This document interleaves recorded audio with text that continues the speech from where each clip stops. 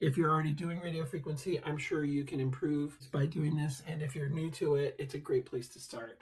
I know I learned when I started taking this course as well. One of the most amazing parts about the IPSIS course is really learning the absolute best techniques that we have available, keep you as safe as possible and to optimize your outcomes. I encourage everybody to come to Las Vegas where you can hone your radio frequency skills and perhaps have a little fun. This is Vladimir Jurich. I'm from Toronto, Ontario, and McMaster University Hospital. Hello, everyone. I'm David Levy. I am a physiatrist in Virginia Beach, Virginia. Hi, I'm Dave Seibel. I am an anesthesiologist in pain practice at Kaiser Permanente Northwest in Portland, Oregon, at the pain clinic.